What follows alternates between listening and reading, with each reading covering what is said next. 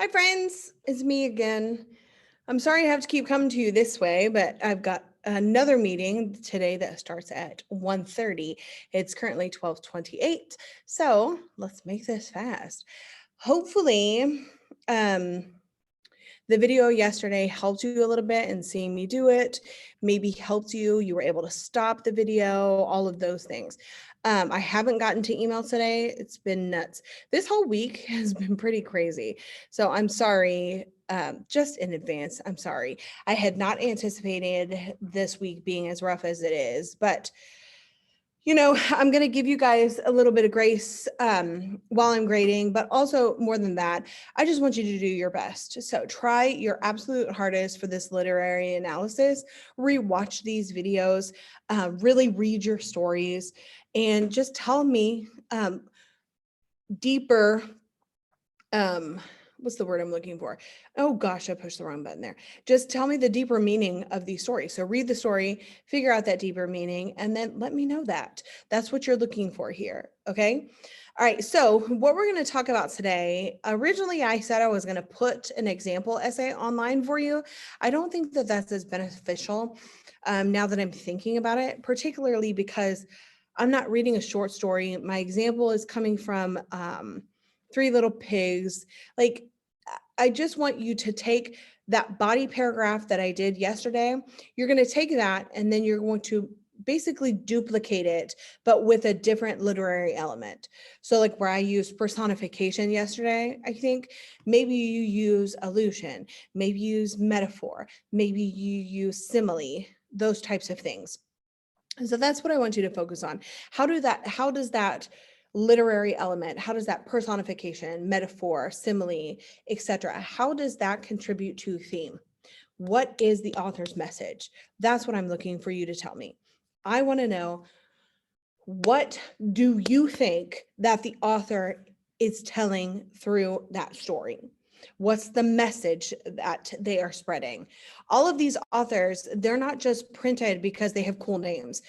These stories are printed because they have to have this, and they're well-read stories. They're like the top 50 short stories. So these stories are well read and they're well received for a reason. There has to be more than just the story it's telling. There has to be a message. And that's what I really want you guys to look at. Okay. So what we're going to look at today, let me go ahead and share my screen. What I think the best use of my time for this video is talking to you about an introduction paragraph and a conclusion paragraph, because those tend to be the paragraphs that students struggle the most with. So here's the deal. I'm going to tell you this, and I need you to hear me tell you this. You are going to have teachers who will ask you, no matter what your class is, it could be a math class, it could be an engineering class, it could be a history class, it could be whatever. You're going to have teachers who ask for specific things. Keep in mind that they are your audience. Your teacher is your audience. So if your teacher asks you to write an essay and translate it to Japanese, that teacher is the person who's grading your paper. I will write my paper in English.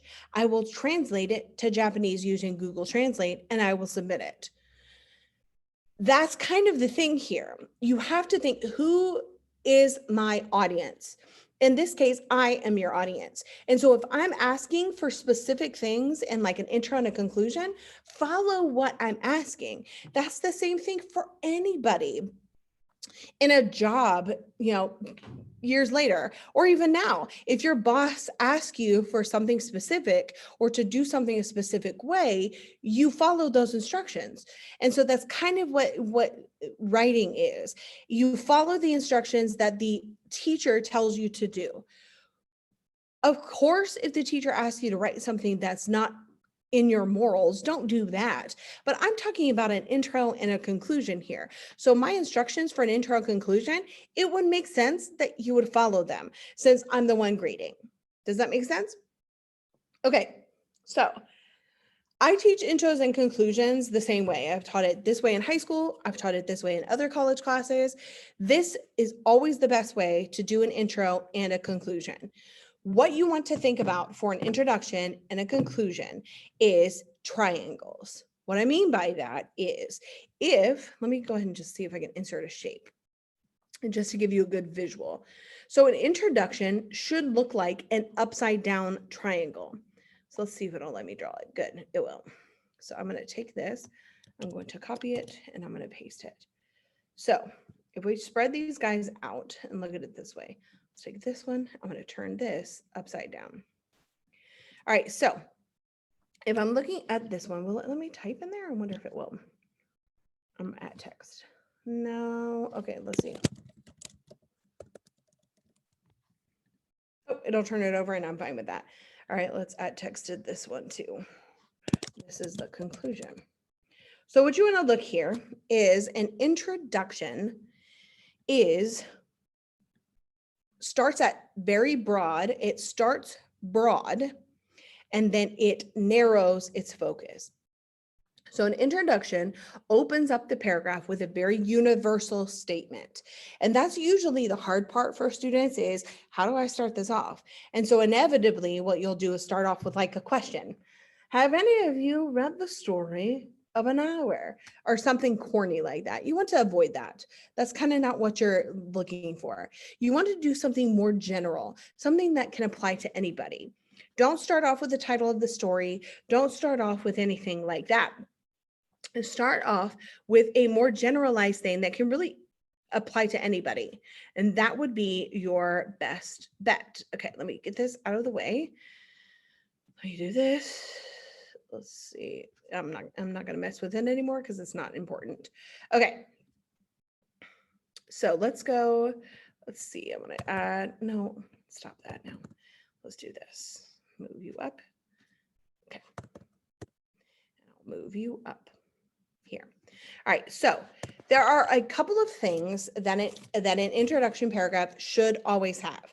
I'm going to list you. Introductions should have these 5 things. One would be the title. Actually, let's do the full title. 2 would be the author's complete name. 3 would be, my phone is ringing, so I'm going to pause just a sec, maybe. Hold on.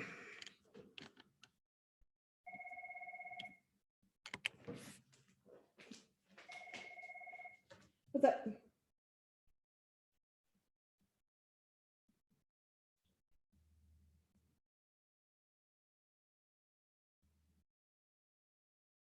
Mm-hmm. Okay.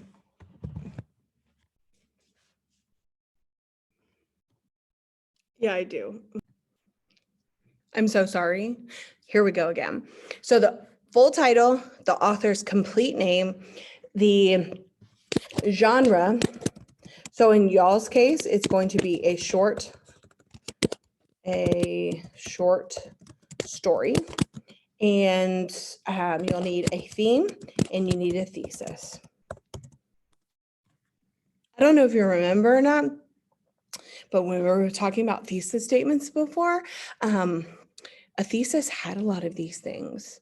So you can save it all to the thesis, or you can even break apart your thesis and make it work for the intro paragraph. All right, so here's the instructions here. Let's see, how do I want to do this? I'm going to go ahead and write the introduction. All right, so let's go ahead and write an introduction. What I like to do and what I used to do a lot of the times is because your theme is generally it's a very generalized statement. It's universal. It can apply to a lot of things. So I kind of like to start off an essay with that theme in mind. And so my theme for the 3 Little Pigs was that it's important to build things on a strong foundation. So I'm gonna have some sort of statement that kind of talks about that aspect. I'm trying to think of what I want to say right now. All right, so let's see. I'm going to put here sample introduction. And then I'm going to put it here and I'm going to do this. Okay, let's see. Oh, I want to double space this. So I'm going to double space it, make that ready. Okay. Something about, I'm going to do foundations are the key.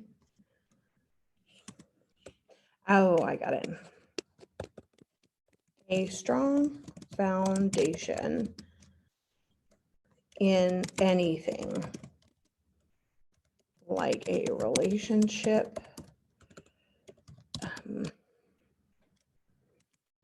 building a skill, or even something as practical as building a house.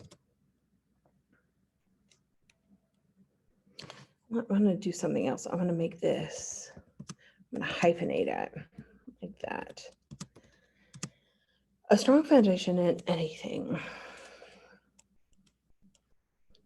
is pivotal to its growth, or is pivotal to its, I'm going to say instead of growth, like longevity,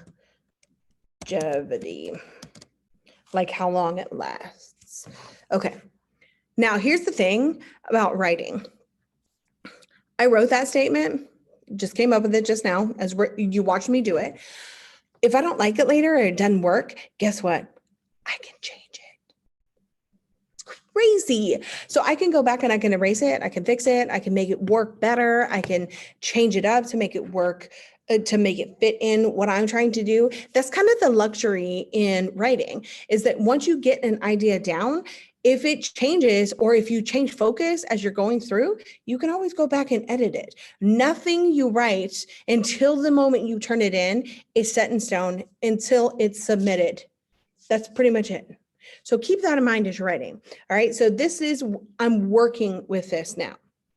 Okay.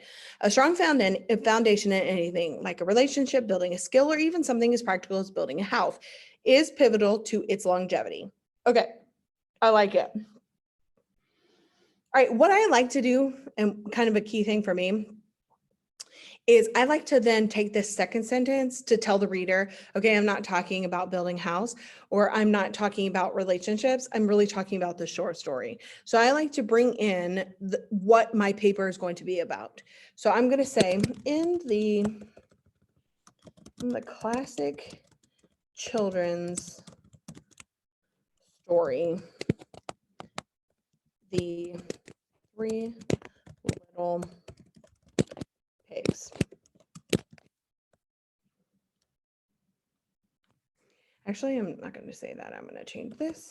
Do you see how this works? This is how writing goes. Change it as you go. The classic children's story, The Three Little Pigs, is a humorous tale about pigs, about a wolf looking for an easy meal. However, the silly story can have a much deeper meaning. Okay. The classic children's story, The Three Little Pigs, is a humorous tale about a wolf looking for an easy meal. However, the silly story can have a much deeper meaning. All right, so let me just make sure. So I got the full title, just did that one. So I'm going to cross through it. I don't have the author's name yet. I have the genre. Mine's the children's story. Yours is a short story. I didn't really straight out mention the theme yet. No, I did. It's at that top. And that's good. Oh, not underline. Silly Erica. Okay, and I don't have a thesis yet. Okay, so I remember yesterday I have this working thesis. So I'm going to go ahead and use this in this paragraph. Minimize you. All right, let's go here and open you up. All right, so I'm going to take this and I'm going to put it here. Now I need to figure out if it works. The children's story, The Three Little Pigs, retold by uses personification to explore, to prove the theme. Okay. All right, I'm going to take away this part because I've already said Three Little Pigs, so I don't want to say that again. This children's tale, comma, retold by Flora Annie Steele, uses personification, metaphors, and repetition. Okay, that's good. Now I'm going to get rid of this to prove the theme that it is important to build. Okay, I like it. All right, let me make sure I have everything. All right, do I have the full title? Yes. Do I have the author's complete name? Yes. So I can take this one and cross it out. Genre, classic children's story. Theme, this one right here. It's important to build things on a strong foundation. Good. And thesis is this final thing right there. And I am finished. That's how you make a introductory paragraph. So if you'll notice, my sentence or my paragraph is there's one sentence, there's the second sentence, and then there's three sentences. And actually this sentence right here is a compound sentence because of the however. So really it's kind of like four sentences, but it really 3 to 5 sentences is kind of what your max should be. So I'm going to put that up here just as like a note. I keep it to 3 to 5 sentences. Because I don't want you giving away the farm. I don't need a retelling of the story. Keep this in mind. I have read every story that you guys are analyzing. I don't need you to retell me the story. I know it. So all you've got to do is do a super quick reminder of that story. So maybe you throw in a sentence kind of summarizing what happens, if that's what you want. I kind of did that here. The Three Little Pigs is a humorous tale about a wolf looking for an easy meal. That's all I put about the story. I don't need to retell the Three Little Pigs story because most people know it. So therefore, I have it there. You can do the same thing. The Story of an Hour is a short story that focuses on a woman supposedly losing her husband or whatever it is that you're talking about. You can summarize that story in a sentence or even in a phrase. And that's what you're looking to do here. You don't want to spend a lot of time in the intro. The intro is not somewhere where you're going to put a whole lot of stuff. Your intro, the point of it is it's a tray that serves your thesis statement. That's what the introduction paragraph is. All right. So then what I'm going to do next is I'm going to go into the next paragraph and I'm going to talk about personification. I'm going to go into the second body paragraph and I'm going to talk about metaphors. I'm going to go into the third body paragraph and I'm going to talk about repetition. So I've got those 3 paragraphs down. Then I'm going to close it out. All right. So the part that is something that I cannot write for you because it has to be your own thoughts are those body paragraphs. What are you pulling from the story that you can analyze? If I were to give you those answers, it's not your analysis anymore. It's my analysis that you repeat. So your analysis that's where your originality comes in. Okay. Now, here's another thing. I know I already mentioned this, but I just want to say it again. You might have had a teacher in the past that told you that your introduction should be something different. That is fine. There's nothing wrong with what that teacher said. However, I am your teacher for this class. This is the last week that we have together. I asked you to do your paper with this and keeping it to 3 to 5 sentences. So therefore, this is how you should do the intro. You always do essays, particularly introductions and conclusions, the way an instructor asks you to. If they don't give you instructions for it, ask them. Hold, please. Just an FYI,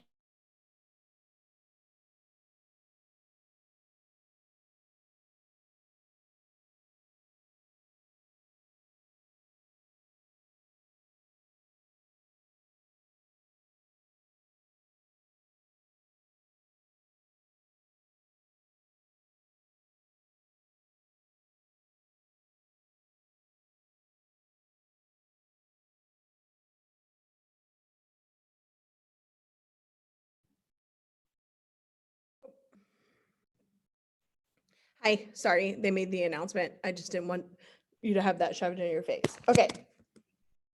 A conclusion then, if you'll look at it, actually, I just want to kind of bring this up.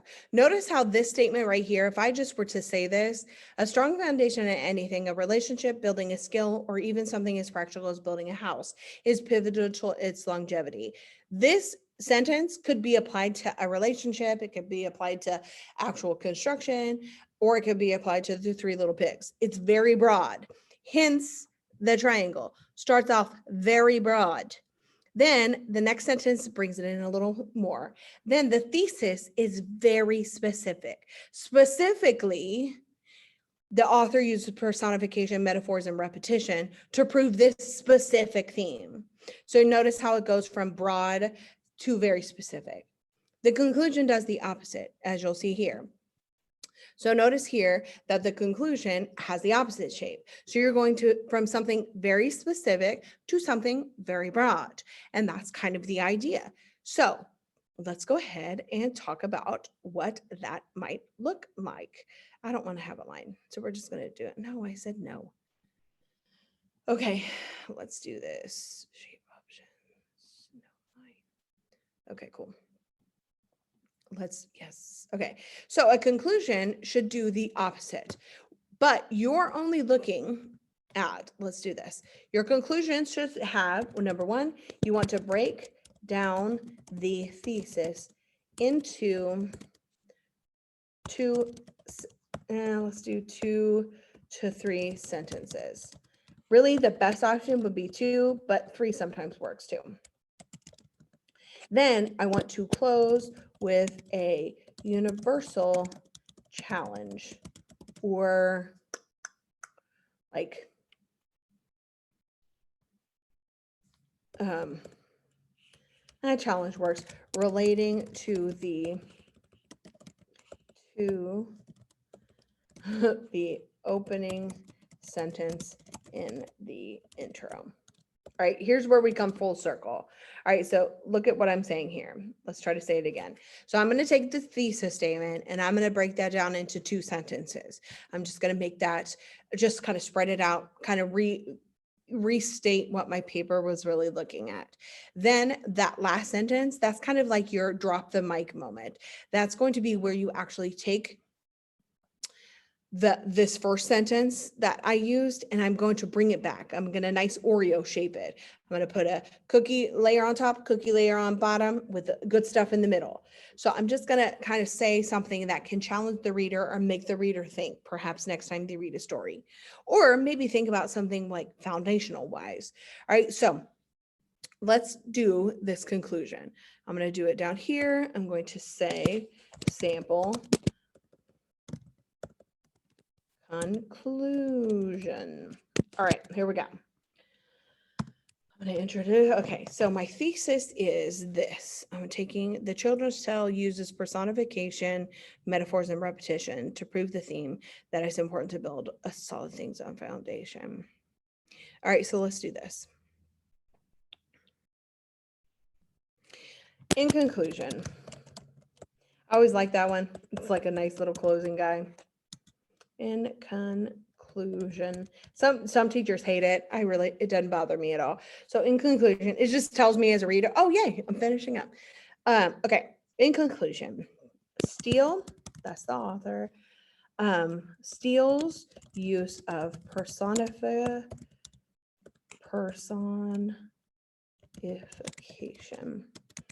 allows the reader to be a part of the, actually it allows the reader to,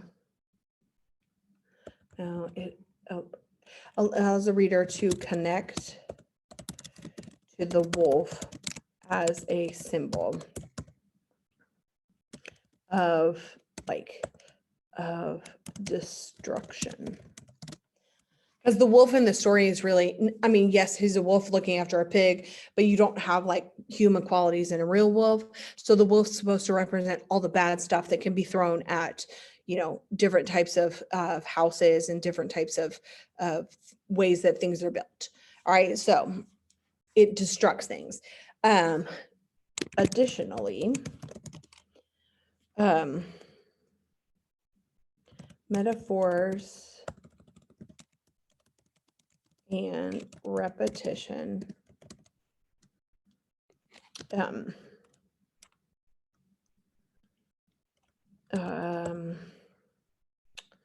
metaphors and repetition, let's see,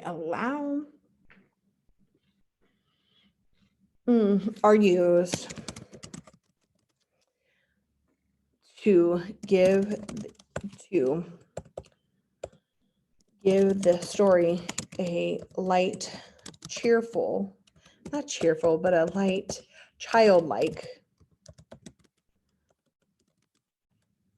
tone while sharing a important message. That's that one about it's important to build things on a solid foundation. All right, so notice how I combined metaphors and repetition. Those are my last two body paragraphs, and my personification is my first paragraph. You can combine these two and leave that one alone. It doesn't really matter how you combine them, just make it work that way. So there's no set rule there. You just want to make it 2 to 3 sentences, not longer than that. All right, so I did that. I broke that down. So now here's where I want to take this first sentence. So I want to take this sentence right here, and I want to challenge the reader. So what I mean by that is, how can I take the author's message and then make sure that whoever reads my story really gets the message? So let's see. So I'm looking at making sure that people know that strong foundations are like keys, like the cornerstones of life, really. Okay, so in the end, how things are built determines its like lastability. What's another word for longevity? Let's see.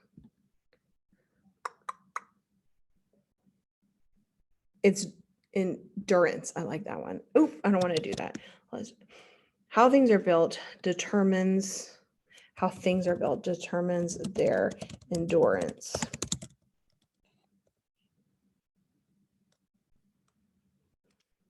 Therefore,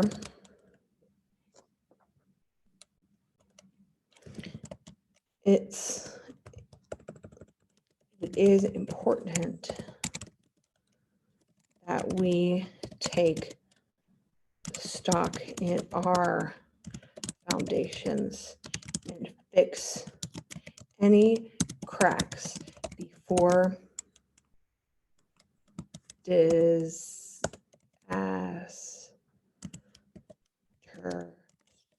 strikes.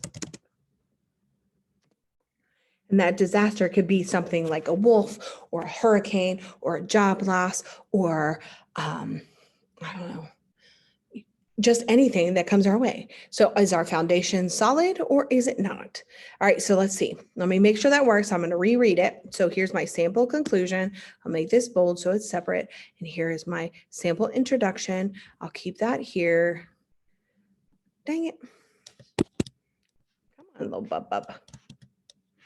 I'll make that bold so that's separate too. All right, so I want to make sure to put something here because I didn't say it before. This right here, absolutely no longer than 4 sentences. Sometimes with conclusions, and it depends on who your teacher is, they can go on for a long time and then bring up other ideas. Your goal in a conclusion is not to bring up all new things. Your goal in a conclusion is to summarize what you've already written. If you write too much, you're just adding a bunch of ideas. And if you didn't support them in your essay, then they're kind of just out there dangling. You don't want that. All right, so let's relook at these and make sure that we've got a good closing and a good opening. All right, let's see. Now, keep in mind here, I want you to know that I have not written the other two body paragraphs, just for the record. The only paragraph that I've written is that personification one. And so because I've only written that one, I kind of had a limited thing to draw on for the intro and conclusion. But that's kind of the idea, is that the intro and conclusion don't have to be super duper specific to the actual essay. You're writing that already. I don't need the intro and the conclusion to just be a bunch of repetition of your actual of the point of your paragraphs. So you don't want that either. So that's also why I like to keep them short. All right, let's look at them and make sure that makes sense. So the introduction, a strong foundation in anything like a relationship, building a skill, or even something as practical as building a house is pivotal in its longevity. The classic children's story, The Three Little Pigs, is a humorous tale about a wolf looking for an easy meal. However, the silly story can have a much deeper meaning. In this children's tale, retold by Flora Annie Steele, oh, see, I already messed up. In this children's tale, retold by Flora Annie Steele,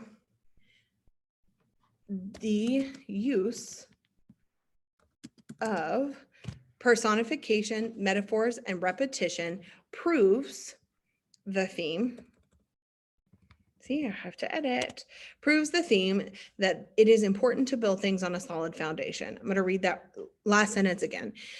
This children's tale, told by Flora Annie Steele, uses, God bless, too bad y'all aren't sitting in front of me to tell me no. Okay.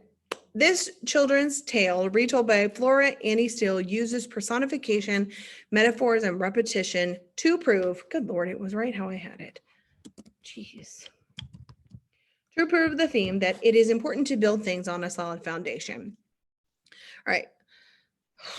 Took me a minute, but that works. I've got this broad idea and I focused it on a very specific idea. Now let's go to the conclusion. In conclusion, Steele's use of personification allows the reader to connect to the wolf as a symbol of destruction. Additionally, metaphors and repetition are used to give the story a light, childlike tone while sharing an important message. In the end, how things are built determines their endurance. Therefore, it is important that we take stock in our foundations and fix any cracks before disaster strikes. I like it. So notice the last sentence here is the only place that I've used second or third person. Essays should always stick to third person. You don't say you don't say I, you don't say we, nothing like that. So this is the only place that I use this we, this first person. And I also didn't say you because you was talking at somebody. I want to include myself in that. So I only used it here. You want to try to avoid that as much as possible. Okay. So I have made these, let's see. Making sure I have everything down. Okay, that works. All right. So here this is. All right, we got it. All right, I'm just trying to make sure I'm making all of the corrections here. Let's see. Oh, I want to get rid of these. Let's do that. All right, so this is your goal here. Not necessarily,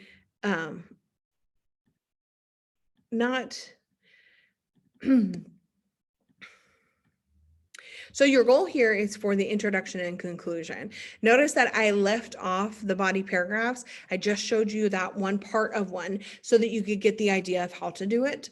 But here's your introduction and conclusion. I want yours to look similar to this, but obviously relate to the story that you're reading.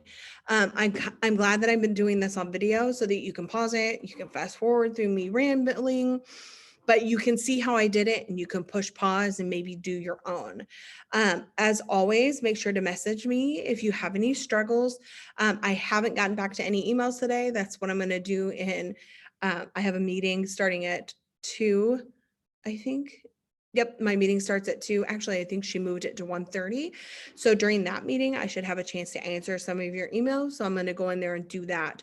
But other than that, use this to help you with it. Keep in mind today, your rough draft is due.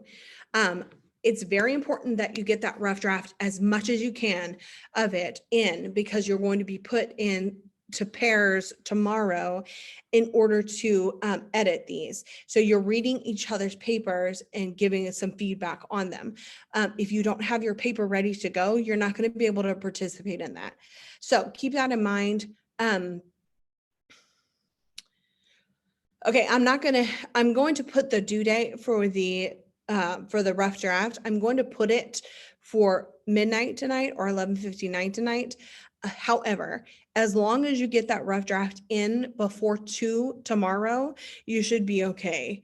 I'm not going to open up the revising and editing until 2 tomorrow. So just keep that in mind also. But that's kind of the goal. Tomorrow, you're going to revise and edit another peers, and then you'll have Friday to work to get this paper totally done, locked up.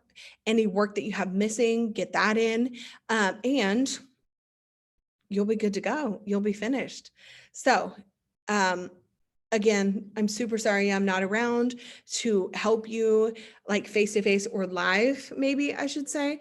But other than that, I hope that these videos are helpful to you and that you're having a really great day. And I think that's it. All right. I hope to see you guys soon. If I don't, then I'll see you tomorrow with another video edition. So, like I said, let me know how I can help you. And there you go. We'll talk soon, guys. Best of luck. Have a great day.